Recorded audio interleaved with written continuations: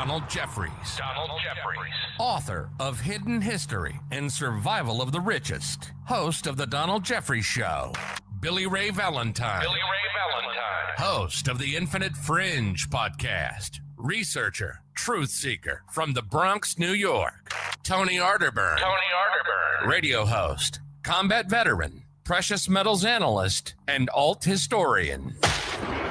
Together, they take on the headlines of the week, decode the disinformation, and plow through the mainstream propaganda.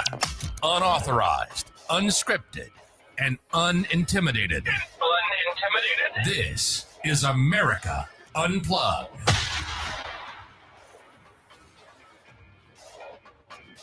Yes, it is America Unplugged, ladies and gentlemen. Welcome back. I forget what episode this is, Don. It's like 180? Billion, at least 1 billion, probably. I had to go look at the feed. I forgot, but I was going to say it's episode, and then I'm like, wait, I don't remember anymore. We're way past 100.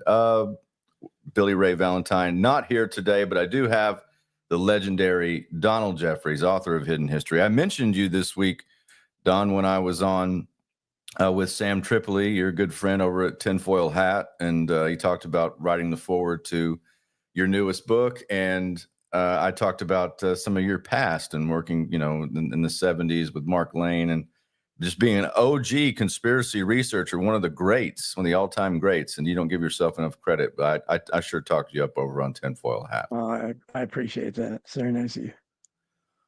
Well, speaking of conspiracies and the conspiracy theory of history, we continue to, unfortunately, I don't want to be right a lot of times. It's kind of depressing, and it's certainly not as profitable to be wrong.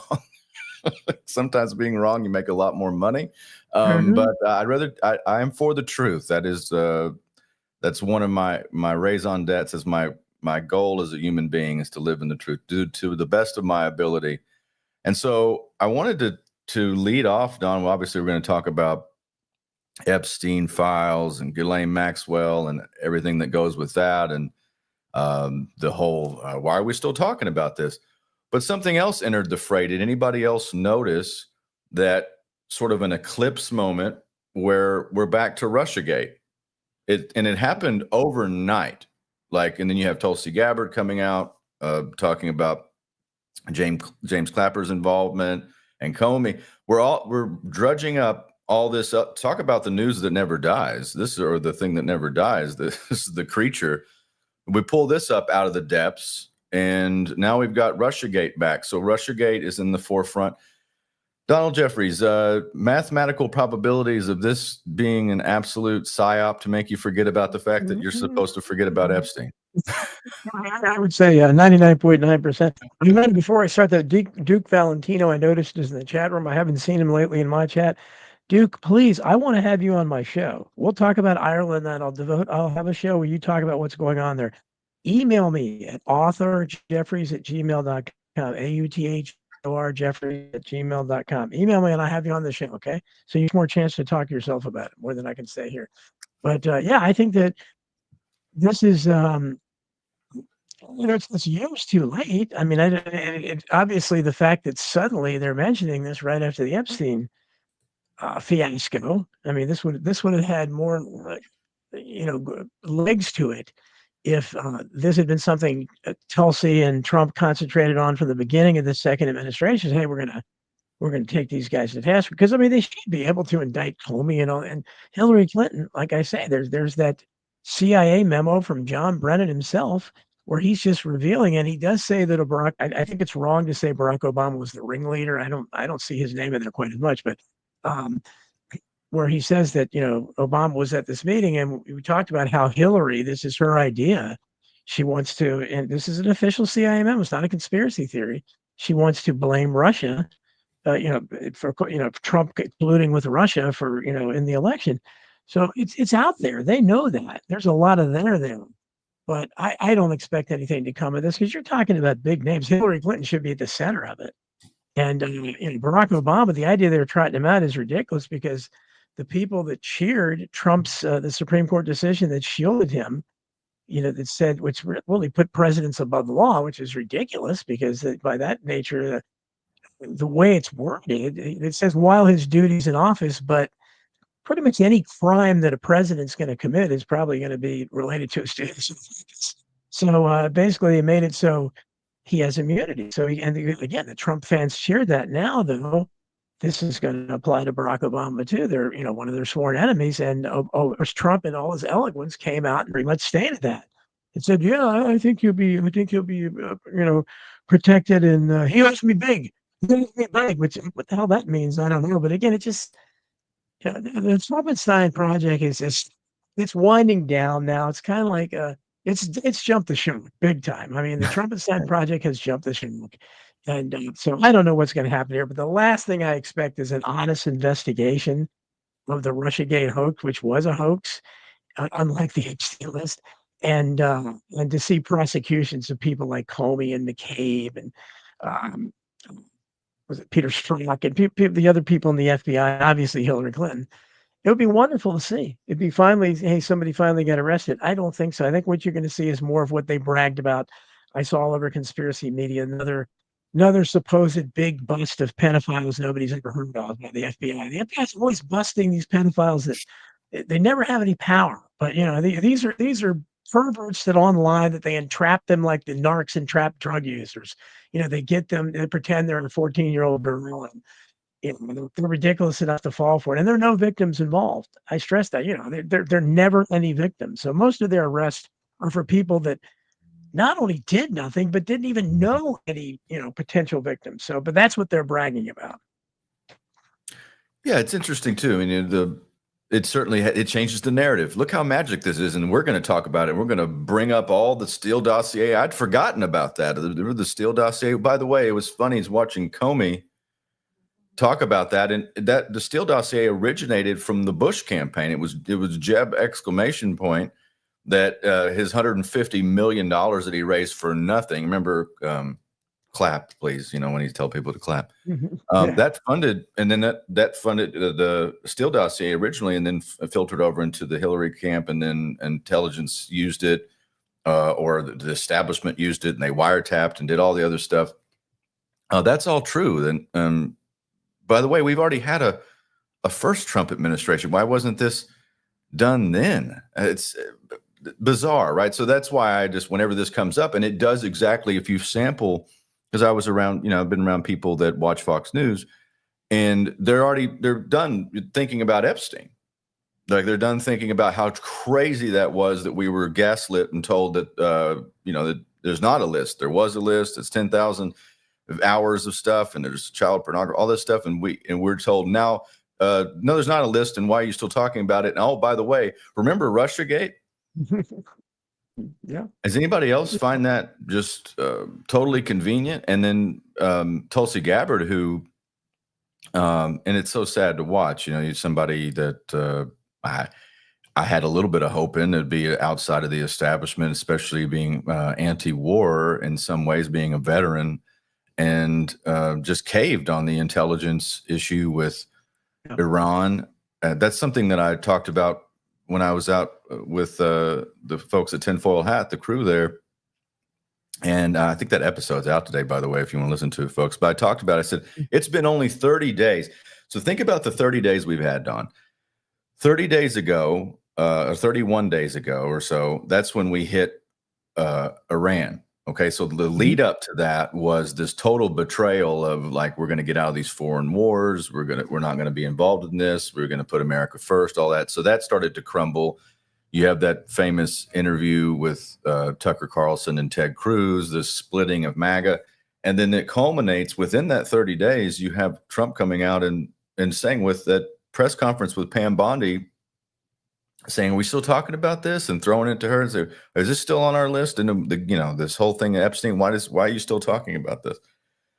That was such a devastating series of events for MAGA. Now they've pulled this card. That's all. The only thing I can think that they had left besides taking us to war.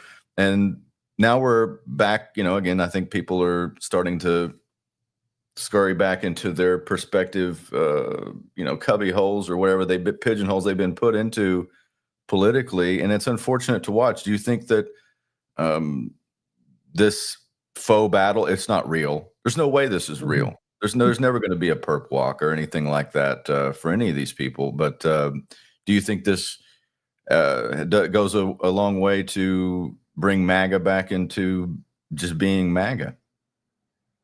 Well, I think at some point they're going to have to give them something. That's why I say I don't know if there is a sacrifice they can make there, because they apparently don't want to take down any names. I don't know. Is Comey? Could he? I don't think so. But without that, I think even the MAGA crowd, especially on the because even the ones that are loyal to Trump understand this is curious timing. Right after the Epstein stuff, and they're and now Trump is saying he's going to release everything on the Epstein list, but I thought there was no Epstein list. What is well, what are you releasing? You said there was nothing there. So I that's why I can only look at this as scripted, Tony, because it doesn't make no politician can be that stupid. It's impossible. And the people around him can't be that stupid. And no politician is ever, they all mostly on flip flop and they don't do what they say, but Trump is just, he is a Hall of Famer with this. I mean, he is the grunt of flip flopping. I mean, this guy just goes back and forth constantly. So I don't expect any kind of honest investigation out of that, and I think that the Democrats will quickly revert to nature. Now they're for once they want something released, which I don't know why, because if there is any kind of list, it's going to be filled with darlings of the left, apparently. And so apparently they're not worried about that if they can just get Trump on there. But so I don't really. But again, are they doing this because they know it's never going to be released? And so that makes them look good. I assume that's what I would say, because these people have never. I saw was it Ron Wyden, and that guy's been in the Senate forever, and I don't think he's never said anything remotely approaching truth. And he was talking about the Epstein thing and everything. So I think they're just confident that there's it's not going to be, or whatever it is. And of course Trump. If Trump is on the list and something gets released, then he'll just claim it's fake. He's already kind of said they're going to put out a fake list, and for all I know, the Democrats can come up with something where Trump is the only one on the list. I don't know. Donald Trump, and that's it. But maybe a few people that have died or something they might want to get rid of. But yeah, this is it's interesting theater, the timing is curious on Russia. But that stuff should have been. They should have gone. That should have been his first administration, because obviously that was responsible for why he was distracted so much during the first administration and couldn't do anything, was because the Russia, the Steele dossier nonsense. Sure, why wouldn't you go after all that? But he never did, and never showed any indication of wanting to until now. And I don't believe, like you said, I think I'll believe it when I see it. But I would, we'll see what happens to Tulsi Gabbard's investigation. But and this is interesting because it's also knocked lovely Representative Luna, who's my one of my favorites in Congress as well, who's talked a lot about. She was very vocal about the Epstein list too, and she's obviously about JFK and 9/11 and all that. That's kind of receded into the background now. So we'll see. Just much like Doge, which is Doge is I guess Doge is in a landfill somewhere or something. I don't know. With Elon Musk. Yeah, long ago, the days of the $5,000 rebate, and we're going to get to the bottom of wasteful spending. Those days are long gone, and it's funny in a short amount of time, Don, in a short amount of time. And like I said, the last 30 days, look at the amount of change and upheaval that has taken place, and the disintegration of the political movement all in once to just filter back into Russiagate. I don't know. I give a big yawn to it. I don't think there's going to be any real revelations. I think they'll just drag it through. And I think now is a great opportunity to look around and figure out whatever the hell else is going on, because this isn't what you should be focused on. We have to talk about it because it's obviously a psyop of some kind to recycle things and distract from the fact that we just had a catastrophic loss of cabin pressure for the MAGA movement. And just like Twisted said in the chat, Trump making Jerome Powell look like a good man is the biggest news story. It's so true. Yeah. Don, did you see Jerome Powell at the Federal Reserve, like at the new wing or do something they're building, and they're both wearing construction hats? Have you seen this? They're both wearing hard hats, him and Jerome Powell. And cool. Two hardworking men. They had that's right, and they had this awkward back and forth between the two, and Trump's confronting him on live television about certain budgeting and other things, and Jerome Powell's just standing there and they're both wear hard hats, and it's really fascinating to watch, Don. And again, I still think something else is in the works right now for the U.S., for the global order. We're definitely in a run out the clock situation, not to get too, contrarian off the map here. But I don't think that what we're watching in this news cycle is really what's happening. I think it's a much bigger picture of our standing in the world, what's happening with the monetary system, and what's happening internally. There's it's a interesting thing to watch, and certainly hard to keep up with. I don't know. Are you enjoying your current wave of psyops, Don? Yeah, well, and Matthew Burns brings up a good point in the chat room about the Redskins getting their name back, and this is typical Trump. Trump, first of all, bragged about how this is winning to the Trump crowd. How he's going to get Coca-Cola to put cane sugar back in instead of corn syrup, which I don't understand. Bobby Kennedy should be talking about that more than anything. The high fructose corn syrup, which is in everything, and it's only in America. It doesn't need to be, and it could easily be taken out. I haven't heard him talk much about that, and he should. But the Trump, that's typical, and I don't even know if that's true or not. But because Mexico, you go to Mexico, you may not be able to drink the water, but apparently the Coke is safer for you to drink there because it has cane sugar the way it used to here.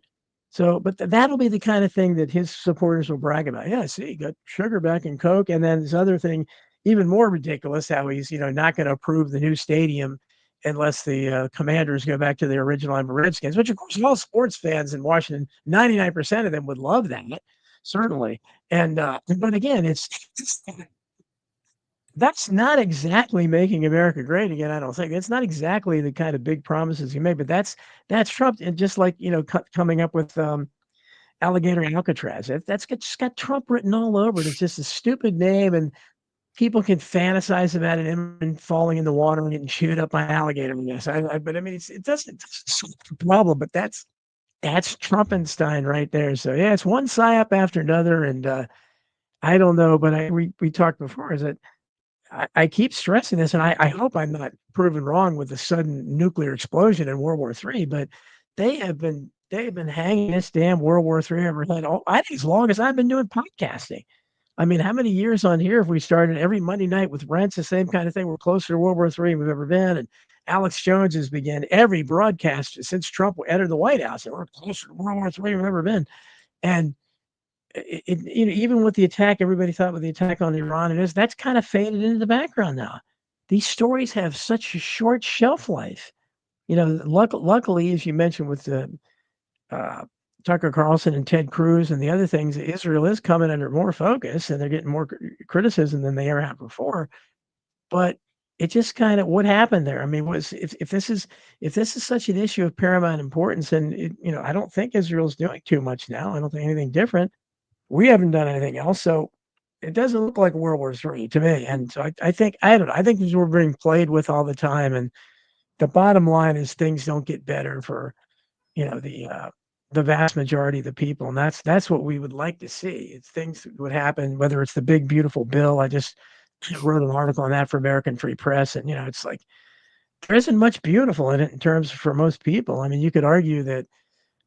Maybe there's a little something in it for small business tax breaks, but most of the breaks are going to go to big business. I don't see much in them. As always, even something for Social Security, like I haven't interested in that. I don't know if it's going to affect me, but it's Social Security recipients, most of them don't pay taxes on it now because they don't make enough outside income to qualify. You don't have to make much, but they don't make any typically.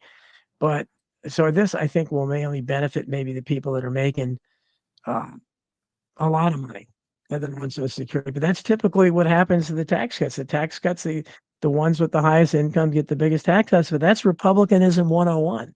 So as I said, this big, beautiful bill is something that a President Bush could have passed easily.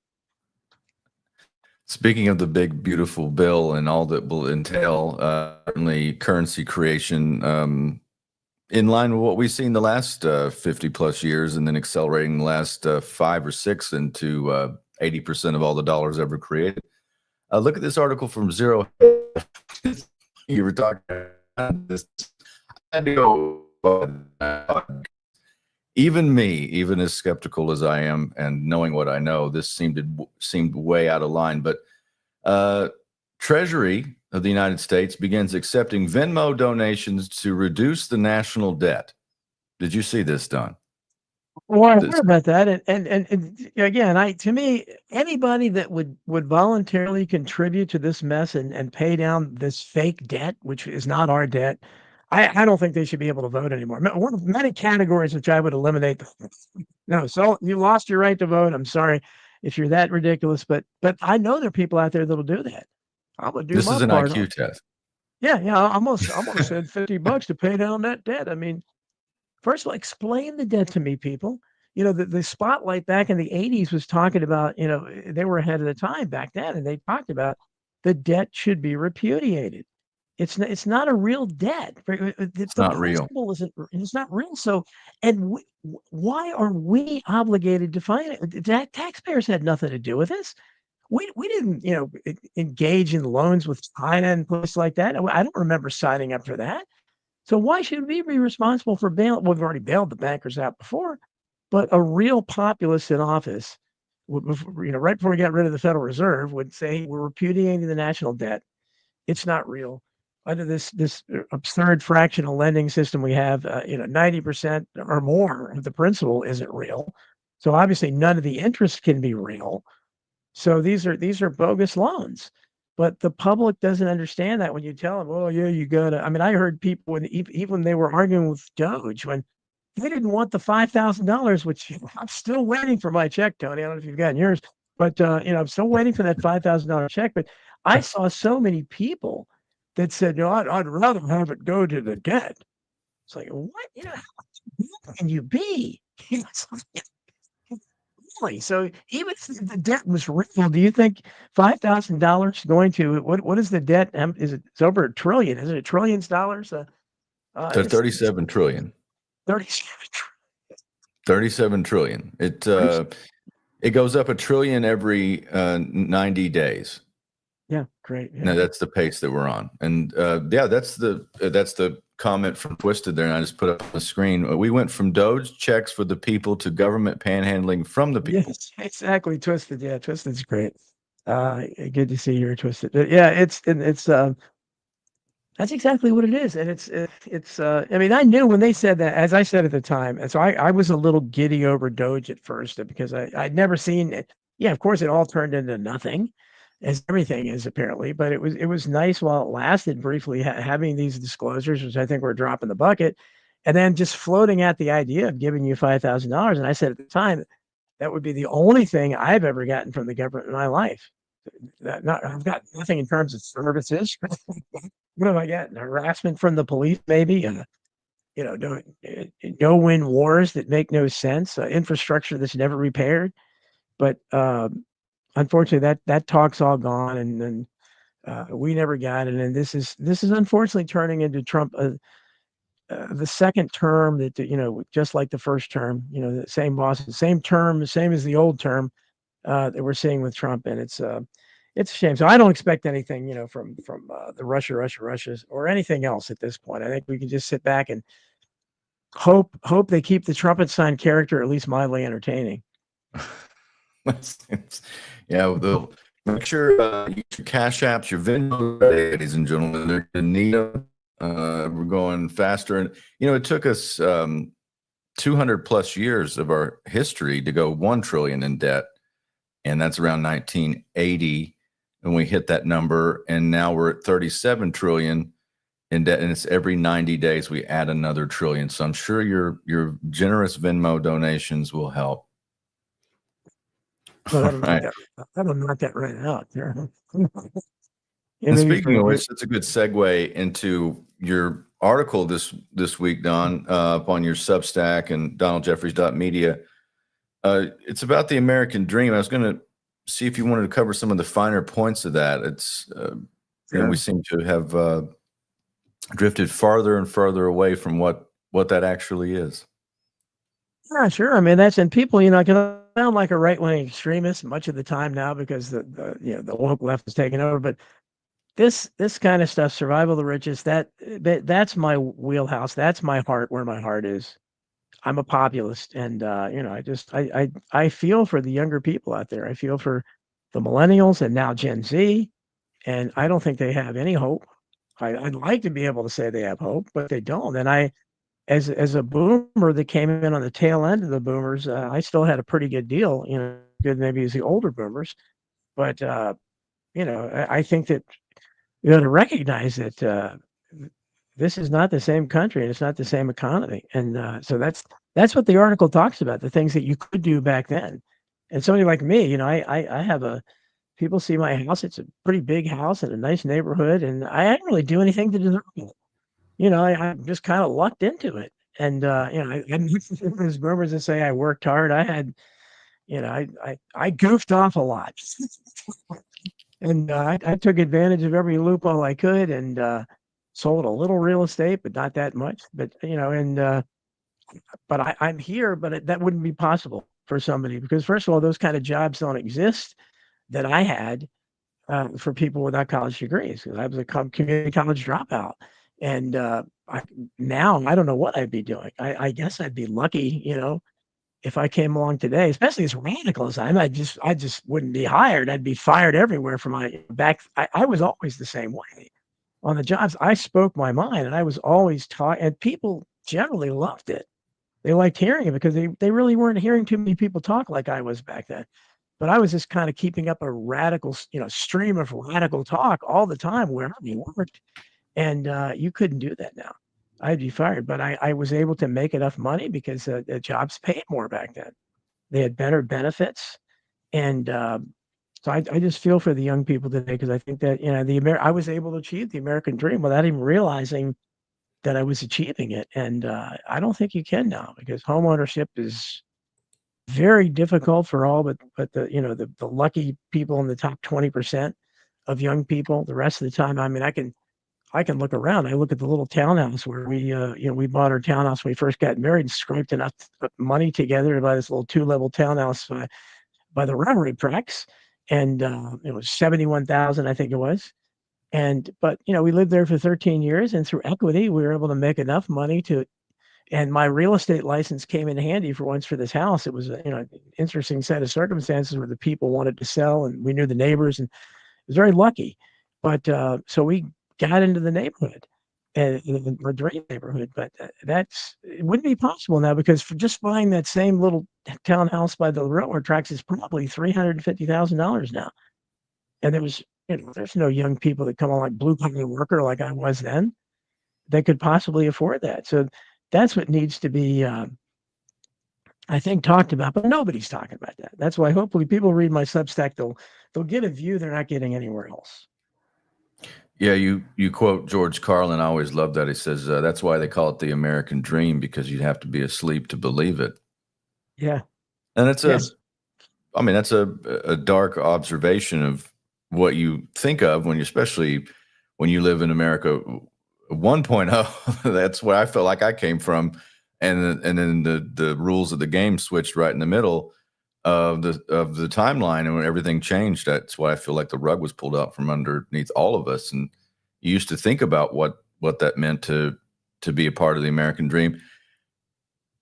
Obviously, my wheelhouse and things that I talk about is the manipulation of our money. I mean, if you want to see how the metrics of that, how everything falls apart, and really, like you talk about the Gen Z being priced out of the home market.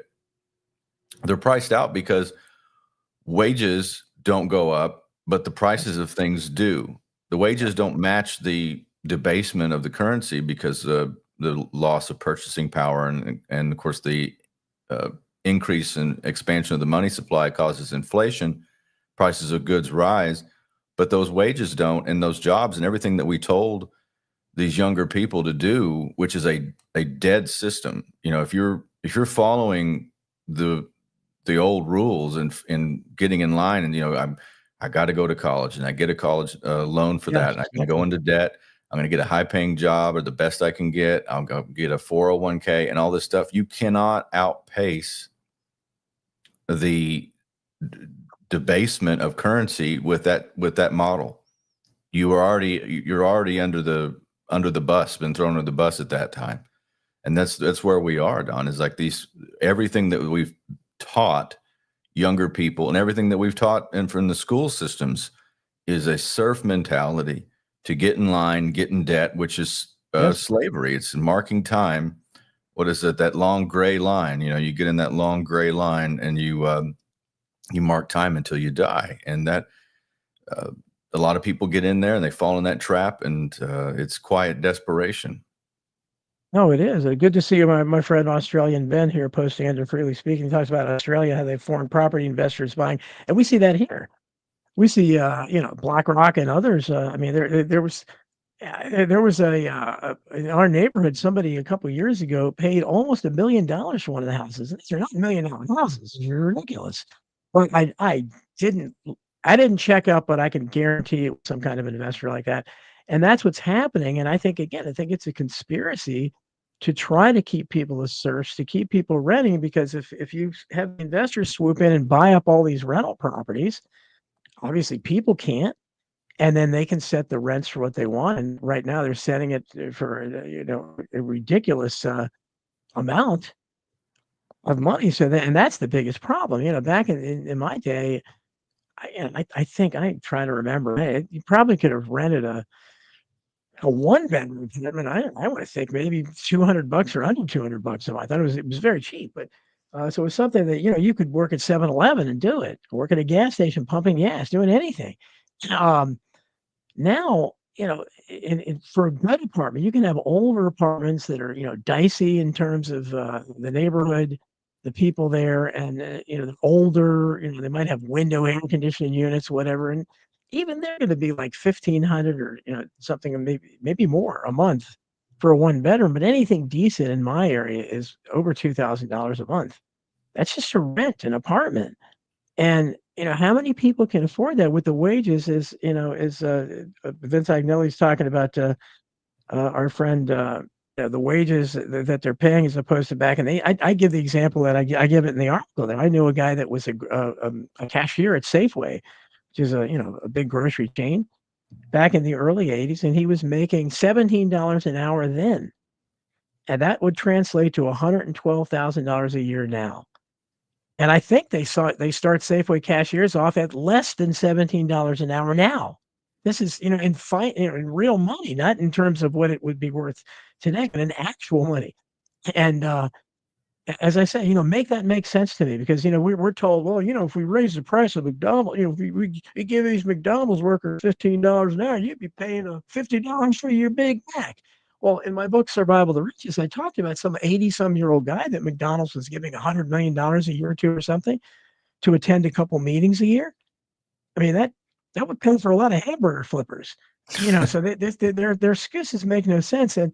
And if that's the case, if we're told that the way economics works, you raise the minimum wage and the price of your product it has to go up, we're going to pass that cost on to consumers, but they don't pass the cost of golden umbrellas, or when they pay the Carly Fiorinas of the world $40 million to go away because they failed miserably.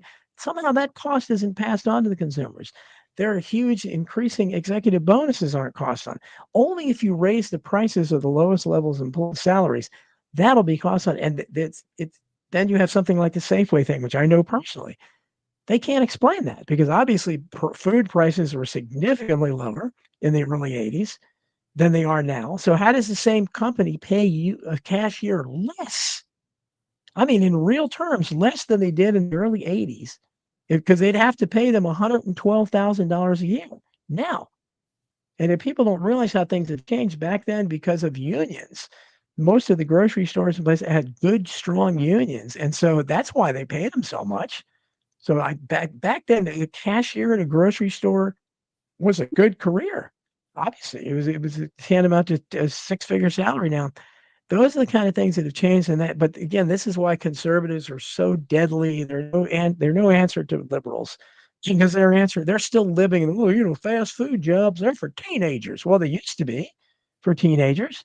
Now, sometimes they're for, 55-year-old people that were making six figures that got laid off and can't get another job. Yeah. I see that all the time. I see old people, working as cashiers in grocery stores and places, and it breaks my heart because I know they don't want to do it just to keep busy. I don't think, but it's an but nobody's talking about this. Trump never talked about this. Bernie Sanders nibbles around the one thing he did say, and I mentioned in the article is that one of his better things is that nobody should be homeless who's working full time. And I think I put in there, was it 20 some percent or 40 some amazing percent of homeless supposedly in San Francisco or something are working. And that shouldn't happen. But it does happen because then it defeats the conservatives, or you just don't want to work. Well, actually, he is working. He's literally not making enough money to live anywhere but a tent. And so I don't know. I think it's that's why I continue to love Huey Long so much. Why I talk to him so much about it, because I talk about him so much because this is an issue. You talk about a winning issue. If somebody like me talking about this had great forces behind me and could push me politically, they wouldn't need too much propaganda. That issue would light a fire into the working class because they all can relate to it.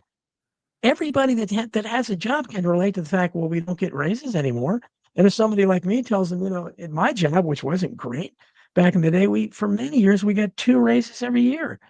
We got a 6% merit increase. If you did your job well and got a good review, you got 6%.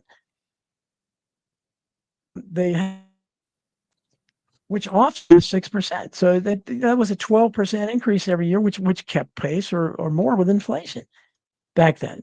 And so, even with that kind of job, I could afford seasons tickets for the Washington Capitals back then. I couldn't now. I mean, it was a pittance back then compared. There nobody in my having that job could buy that for now. It's incredible amount of money to go to these sporting events. But these are the things I wish more people talked about, and they don't. But that's the difference between populism and conservatism.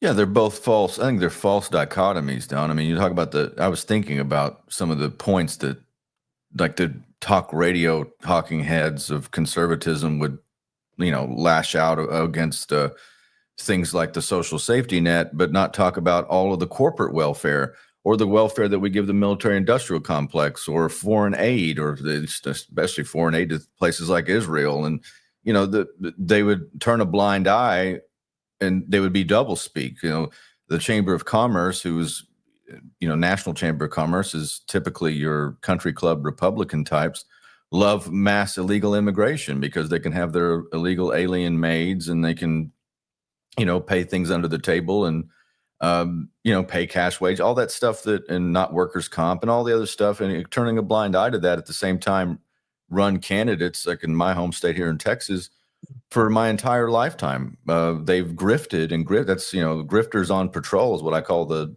GOP, or on the prowl, because all they're doing is just grifting from you, taking from you, and running on the same things over and over and over again.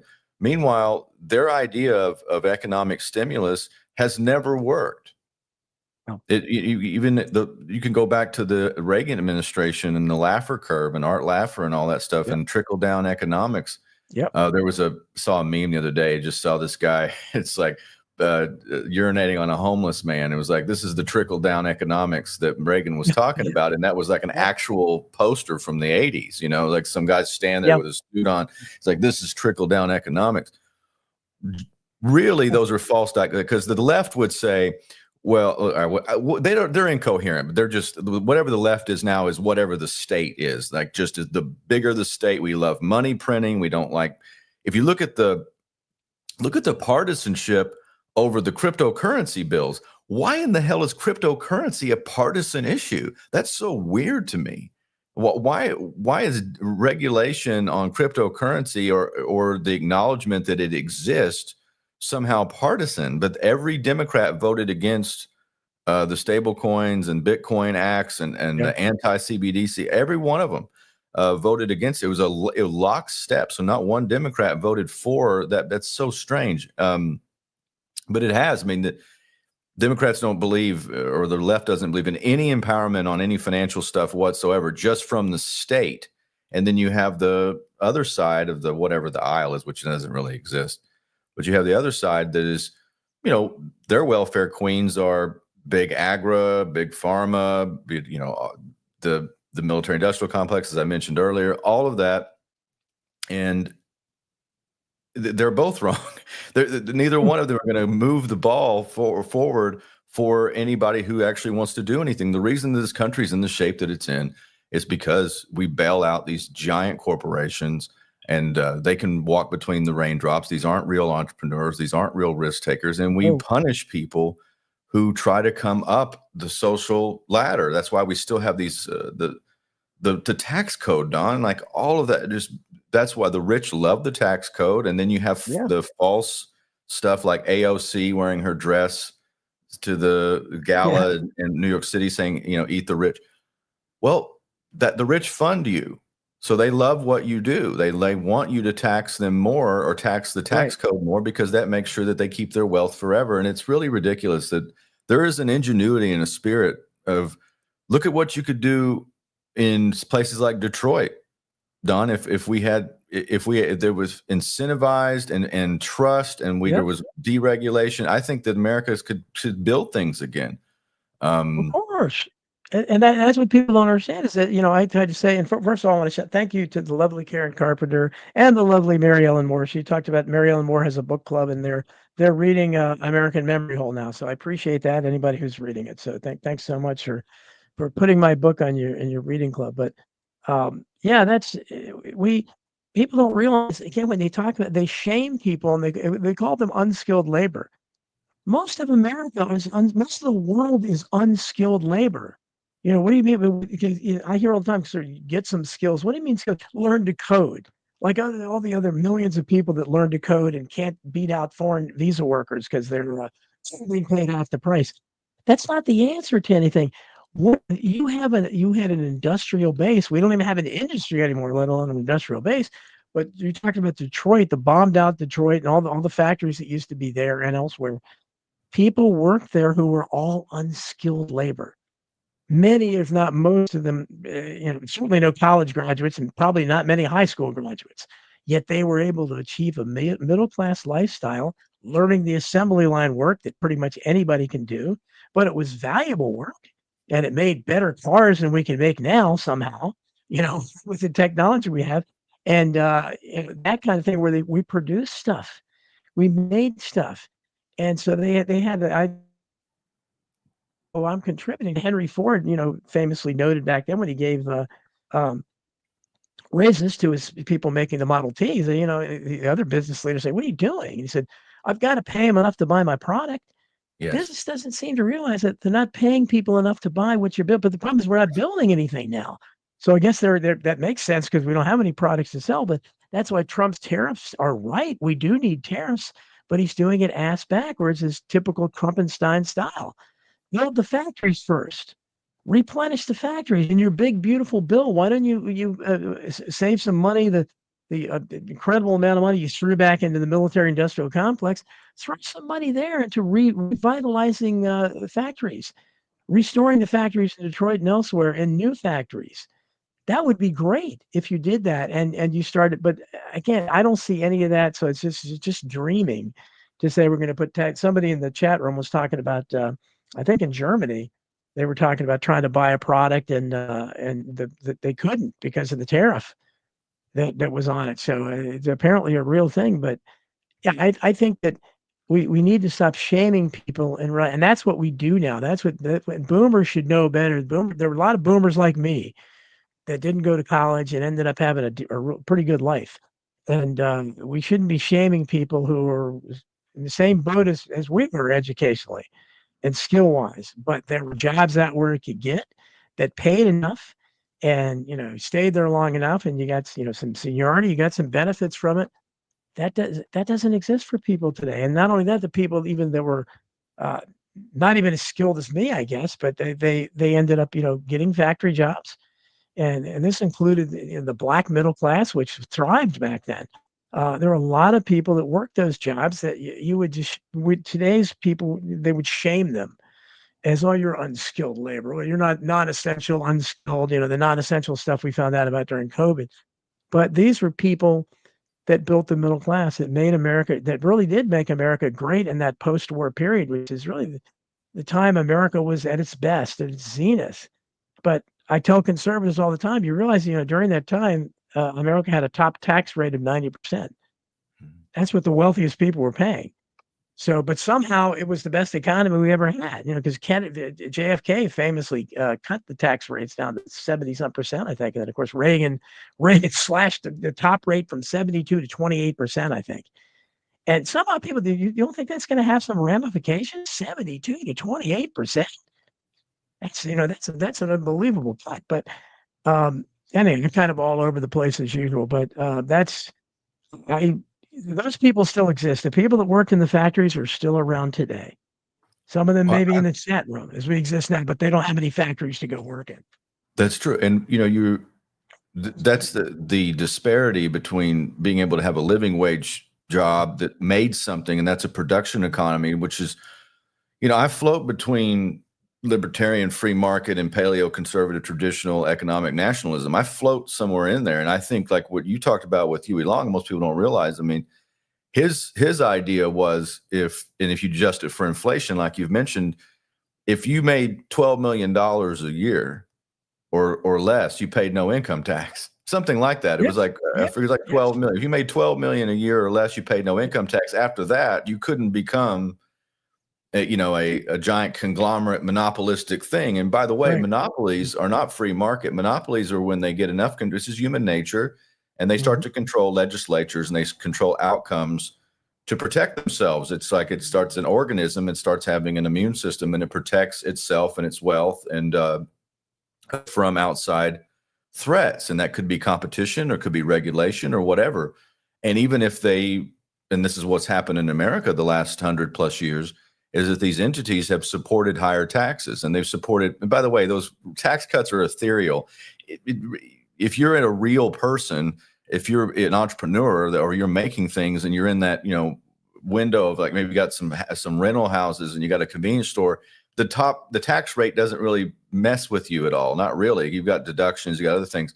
That's only like some pie in the sky thing about moving money around in capital gains and stuff. It doesn't really affect you. And that's where they want that. They want the regulation in the highest and the most hardest to navigate down in the middle, somewhere in the middle where you just can't get over the hump. And, the flip side of all of this is that if you could talk to younger people about learning a skill where you can fix something, if you can fix an appliance, if you can do through securely through doing electrical work and things like that, you can make a fortune helping and just doing and building things. I think the skilled labor and skilled things, making stuff, especially as an aging infrastructure, a massive fortune to be made and a lot of upside to that. But we continue to, because of this revolving door of get into some, Frankfurt School, cultural Marxism factory called a university or college, and then also here take $200,000 out in debt that you can't pay back because the jobs you go and make are paying $35,000 a year. This is just it perpetuates this underclass, Don, and I think that the answer, if you want to bring back the American dream, the answer would be incentivize skill trade. I love seeing, like, I was the other day I was here at my house in Denison, and there's an issue with the railroad track, and they parked all this big equipment in front of here, like these cranes and stuff. I think they had a derailed train down the road, and I thought, all those guys showing up in the evening, hey, we're getting to work. People don't realize how much we take for granted the people that keep everything on, the people that run the power plants, the people that run you know, the train stations with this aging infrastructure and all the stuff that we don't pay attention to. You know, the people that you call to fix something, like and in those things are shrinking. It's harder and harder to find good help. It's harder and harder to find people to fix that kind of stuff, and we don't put enough emphasis on it. Right. This Duke Valentino, please email me. He's asking me a million questions about shedding and stuff, and I think he's saying, why don't I ever talk about I think it's news, but read my Substack. I've been talking a lot about them lately. I'm writing a new one about that too. I'm not done holding back from that, but I think that it's a question of, this is why populism is the answer. You know, conservatism and liberalism both. They're basically what Huey Long said back about Republicans, Democrats, twin high papa low'em and low papa high'em, the twin towers of disaster.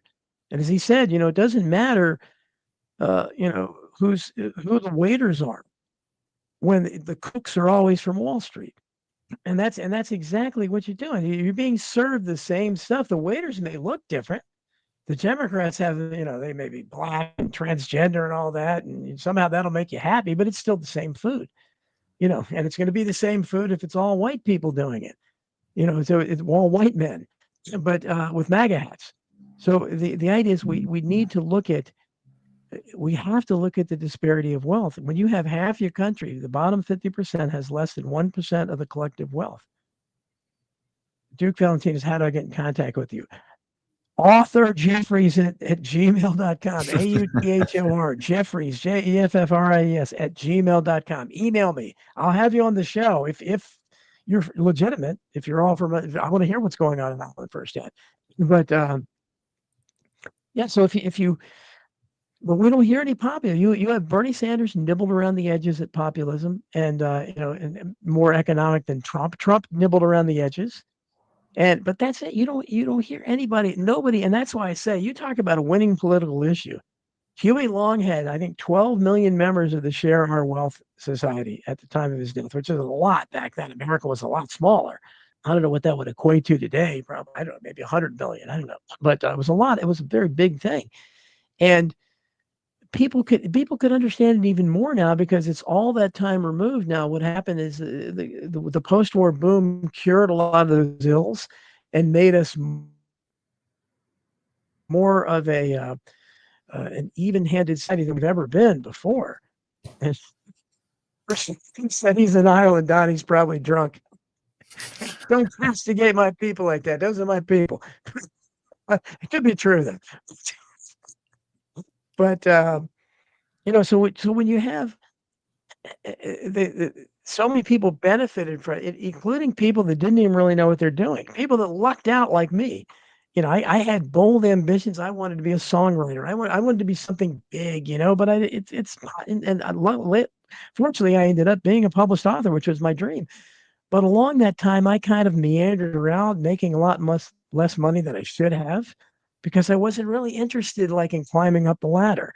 I was interested in these kind of creative things, but I was still able to do it. Somebody like me couldn't do that today. You couldn't do that. You'd have to, just to work in IT where I worked, you have to get all these certifications now. They were starting that when I didn't have a single certification, but I would have had to go back and pay $3,000 or something back then for everything I already knew just to get certified. Fortunately, they hadn't made us do that yet, but they probably would have if I had stayed. And so that it's these opportunities are just not there for people. So I hate it when they shame young people and say they don't want to work and they're snowflakes. And maybe that's there's some of that, maybe. But the idea is that you need to give people opportunities. And I understand young people. Why should I? If the world's messed up, I know it's screwed up. They have to know it. They see, I don't even think they have parties anymore for young people. When I was young, that's what I lived for, parties. That's where I met everybody I ever knew. And I don't think they have them anymore. I don't know what they do. They go on dating apps and they, slide to the right and stuff. And I don't even understand that. And I think most guys don't do very well there. So they end up not having their relationships. It shows. So many people aren't in relationships. You have the American loneliness phenomenon, people living by themselves. You have marriage rates plummeting, birth rates plummeting, where you have that majority of women saying they're not interested in having children. all this is contributing. I talked about that. They're all contributing to the death of the American dream. Because the American dream is focused on the family. And if you don't want to have a family, or at least a traditional family, obviously you're not interested in the American dream. And economically, it made it impossible. But I wish we'd see some more populists, some real populists, but I don't know. They don't, and I'm sure if somebody did come out saying a lot of the things I'd say, probably he'd probably be co-opted, or the whole media would say he was co-opted. I'd probably fall in love with him like I do, you know. Oh, and Don, on top of this, you introduce AI, and which I talked about on my show Thursday on the Art of Bird Radio transmission. When you introduce AI into this system now, into the matrix of things, holy hell, the layoffs that it's going, I'm reading that, just from people that are really study the economy and the effects on the, the economic consequences of artificial intelligence. I mean, this is going to it's going to wipe out a lot of things. It may wipe out all of us just because of the automation and the inability to think, which is bizarre to me. It's funny, like the more knowledge that people have been introduced to, the less frame of references they have, and the quality of speech and the quality of thinking and everything goes down for some reason. I don't know why that is. Like the more ubiquitous knowledge is, the less people have it. So interesting how that works, but especially the introduction of AI into the perceived, what we used to believe is the American dream as an ownership society. I don't even know where that ends up. Again, I think there's some real world things you can do if you want to better your position. But the traditional model is definitely gone. And I agree with that. It was nice to know you, American dream. Yeah, it was nice to know you. And then again, the that's not even, I didn't really go into that much in AI, but obviously that factors in as well. You don't have any industry, you don't have jobs. Again, despite what Trump is saying, you have tariffs, but you don't have industry. You don't have any domestic competition to compete with the foreign goods that you're putting tariffs on. So obviously that's only going to make prices rise. That's not doing any good. It's not building industry back. But and you have AI they're telling you is going to take over any number of jobs. We don't know how many jobs are going to be taken over by that. And the AI is also influenced socially. So you have AI companions now, not only sex bots, which are eventually going to come, I guess, too. You have and already there, but you have AI companions where you can become friends, real. And I can easily see people, they're already playing video games, especially lonely guys. So why wouldn't they? The girl's got a sexy voice, maybe a sexy avatar, and she's going to tell you what you want to hear. I can easily see that becoming, and that's no, you can't have a civilization, like at least not any kind of traditional civilization. That's the reality, though. And I don't think AI is going to, I talked about this in differential app, but if they have, I think already they have like a 1500 IQ AI or something, which is 10 times beyond the highest IQ we have, as humans. I said, okay, well, they should be able to figure out the meaning of life. They should be able to extend life technology, but they won't. You need to look at that stuff because they never do. Nothing ever happens that helps people. And that's why I say the only prediction I make is whatever happens, whatever these people do, it's not going to be something that improves the lives of the people. Yeah, ask it. Tell us how to keep our politicians from careening us off into war. I mean, how do we stop, rotating these people through the halls of power that are sociopathic, narcissistic warmongers? How do we stop that? How do we stop? I mean, you're right. I mean, you asked that it's not going to cure cancer. It's not going to do any of those things. And if it does, it'll probably be somebody will pull the plug on it. Right now, it's interesting because if you look at the AI and you ask it questions, it doesn't censor itself yet. Not all the time, and then especially when you're talking about things of the conspiracy realm for finances and the dollar and other things. I found that's interesting. Like it already knows, and it's based off of the collective algorithm of things, so it knows that that's fake. Well, Don, we're right at the end here of America Unplugged. Unfortunately, I'll always love it when it's the Don and Tony show. We have a different kind of America Unplugged, and you want to tell people where they can find you and recognize anybody in the chat while you're because people are on your YouTube. That's some great. Chris Bucket and Duke Valentine are having a real interesting discussion. They're talking about all kinds of stuff. Lots of great people. Twisted, who I like seeing over on X. Kenneth and Powers, Noam Spirited Puppy, GBGN1, Kian Akuma, Don Lambert, lovely Don Lambert.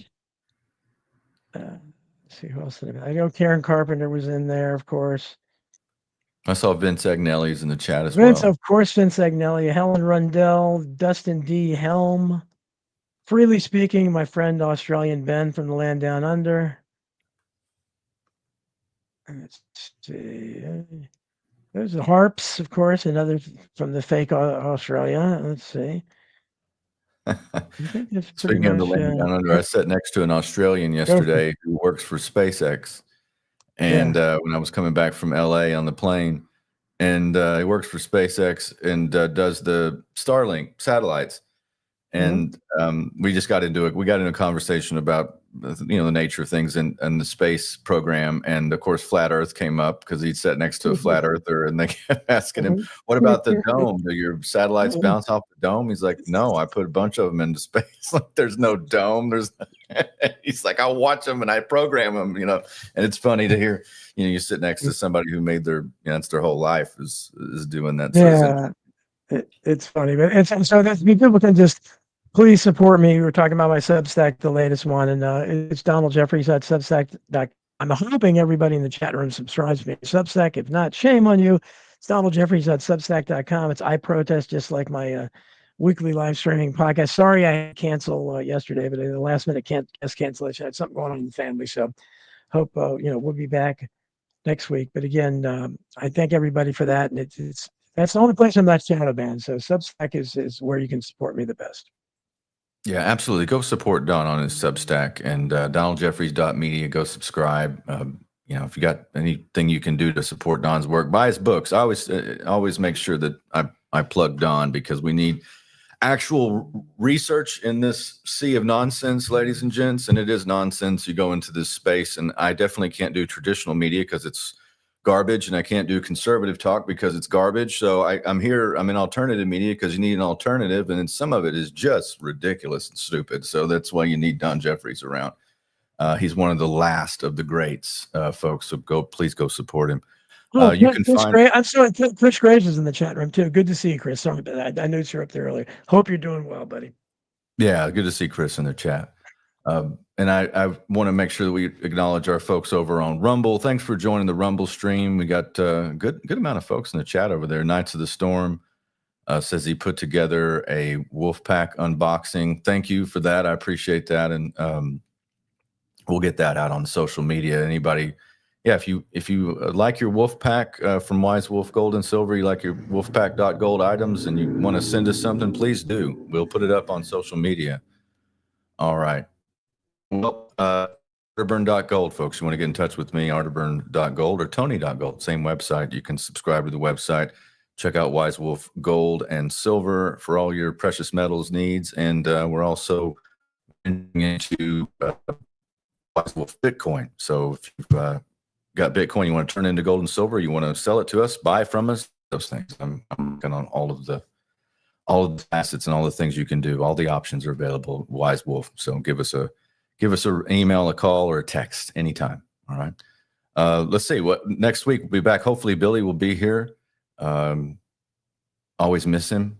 He tells us to burn the place down now. I'm glad he got the sufficient insurance. So I'm gonna play us out. I'm just waiting for Billy to give me my cue, but he's not here. He's not cueing me out. So I'll play us out. How's that sound? All right. Thanks, folks.